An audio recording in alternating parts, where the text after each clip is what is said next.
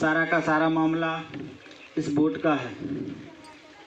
राजनीति में वोट एक अहम रोल अदा करता है और वोट वो हमारे सब लोगों के पास है, चाहे वो गरीब हो, चाहे वो धनवान हो, चाहे वो 18 साल की उम्र का हो, चाहे वो 70 साल की उम्र का हो, चाहे हमारी माताएं बहनें हों या किसी वर्ग का हो, सबके वोट में समान कीमत होती है। तो साथियों, मैं आपको इस सभा के माध्यम से वोट की ताकत को समझाने की कोशिश करेंगे, कुछ बातें आपके सामने रखेंगे और मेरा आपसे विशेष निवेदन है कि आप लोग ध्यानपूर्वक सुनिए। साथियों, देश आज़ाद हुए लगभग 75 साल हो गई और 75 साल से हम किसी न किसी दल को, पार्टी को वोट करते ही चले आ रहे हैं। लेकिन आप लोगों ने देखा होगा इस समाज में कि कुछ समाज ऐसे हैं, इस समाज से जो राजा बन जाता है वो अपने समाज का भला कर देता है और जो दूसरे समाज के लोग होते हैं वो कहीं ना कहीं पीछे रह जाते हैं। सीधी सी बात है, पुराना समय हुआ करता था जब राजा तलवार से बनता था, लड़ाई लड़ी जाती थी। लेकिन देश आज़ाद हुआ, हम लोगों को संविधान मिला और उस संविधान से माध्यम से हम लोगों को वोट की ताकत मिली और आज राजा वोट से बनता है। पहले राजा रानी के पेट से बनता था। बाबा साहब डॉक्टर भीमराव अम्बेडकर जी ने उस रानी के पेट का ऑपरेशन कर दिया और आज़ादी के बाद जो राजा बनता है वो हम लोगों के वोट से बनता है। बनता कि नहीं बनता? थोड़ा हाँ ना में जवाब दोगे तो कुछ अच्छा लगेगा संवाद करने में। थोड़ा शांति से सुनिए, तो अल्लाह मत करिए, ठीक है? आगे आ जाओ, पीछे जगह इधर आ जाओ, इधर आ जाओ, आगे आ जाओ, आगे आ जाओ, पीछे। और कुछ बातें बताई आपको, उसी संदर्भ में हम भी आपको थोड़ा आगे बताएंगे कि जब 5 वर्ष बाद चुनाव आता है और 5 वर्ष क्या, हर 1 साल बाद ही चुनाव आ जाता है, चाहे वो पंचायत चुनाव हो गांव का, चाहे वो नगर पंचायत का चुनाव हो, चाहे वो विधानसभा चुनाव हो, चाहे वो लोकसभा चुनाव हो। हर 1 साल में हम लोगों को वोट डालने का मौका मिलता है और जब हम लोग वोट डालने जाते हैं तो कभी सोचते ही नहीं कि वोट हम कर रहे हैं वो किस आधार पर हमें वोट करना चाहिए, हमारा एजेंडा क्या होना चाहिए, हमारी मांग क्या होना चाहिए, कौन हमारी मांग पूरी करेगा, कौन नहीं करेगा। इस चीज़ को कभी हम लोग सोचते ही नहीं हैं जब वोट करते हैं। तो खास तौर पे मैं माता बहनों से कहना चाहूँगा कि जो संविधान के माध्यम से हम लोगों को वोट करने का अधिकार मिला है उसका सदुपयोग करना सीखिए आप लोग।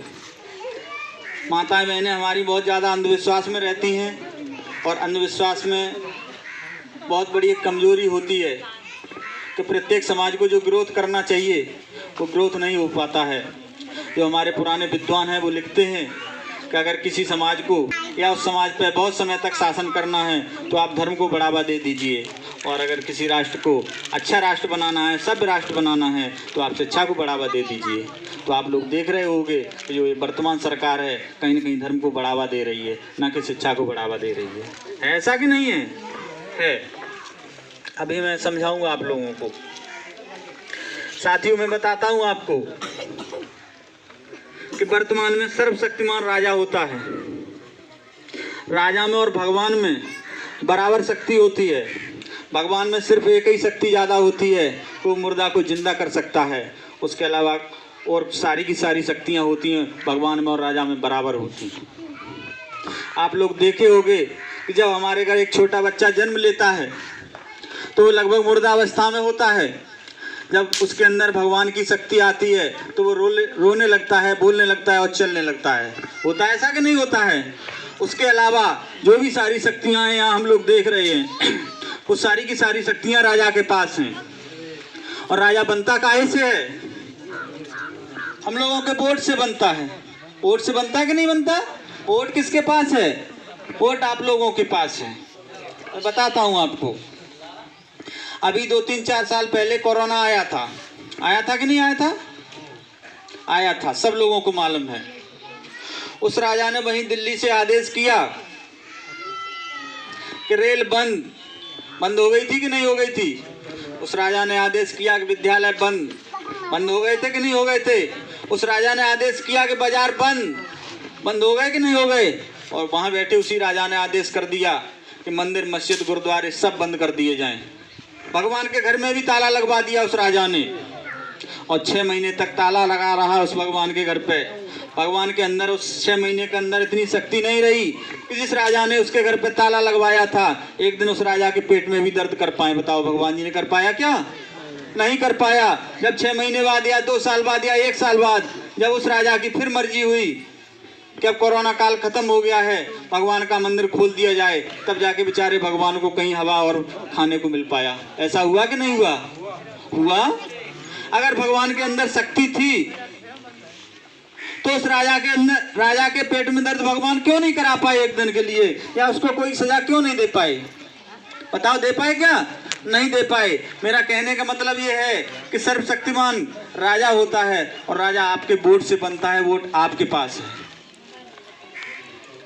उस समय का ही कोरोना काल था। कुछ हमारे नौजवान भाई थे, वो नहीं माने कि राजा तो दिल्ली बैठा है, वो क्या कर लेगा हमारा।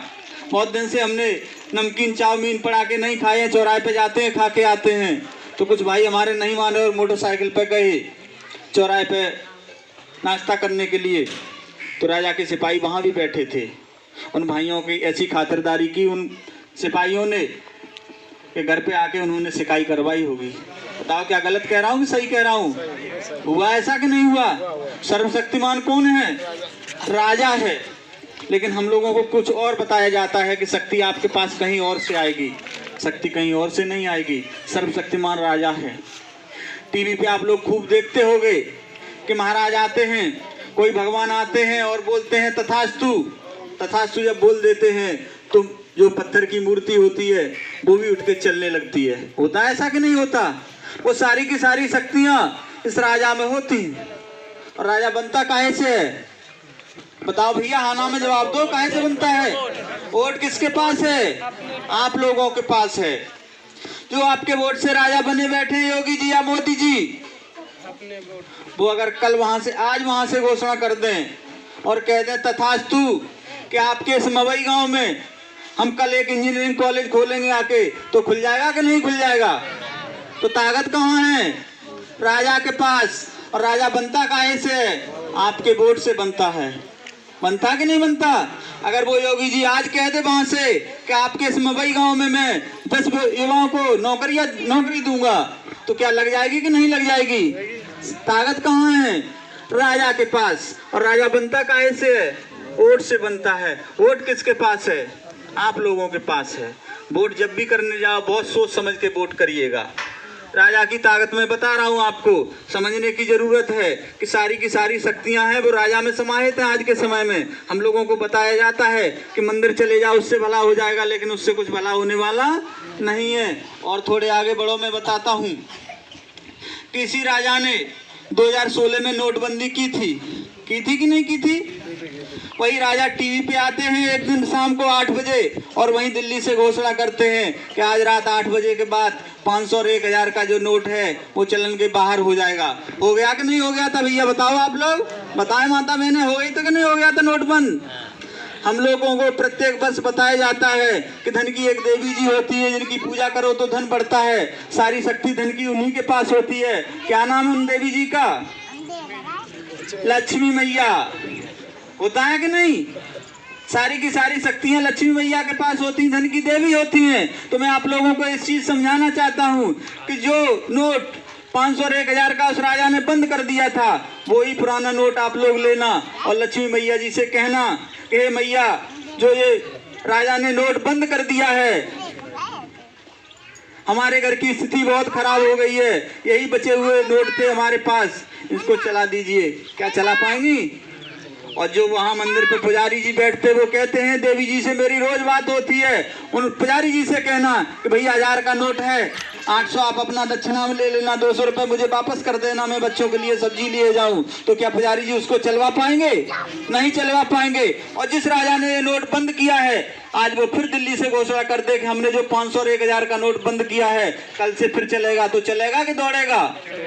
शक्ति कहाँ है? ताकत कहाँ है? राजा के पास। और राजा बनता काहे से है? आप लोगों के वोट से बनता है। ये आप लोगों को समझने की जरूरत है। ये कटु सत्य है कि जिस वोट से हम लोगों ने योगी जी को राजा बना दिया, अगर वो सब लोग मिलके इस बिटिया को वोट दे दें तो जो शक्ति योगी जी में है वो कल से इसमें आ जाएगी कि नहीं आ जाएगी? ताकत कहाँ है? राजा के पास। और वोट से राजा बनता है, वोट आपके पास है। ये सारी चीजें समझने की जरूरत है।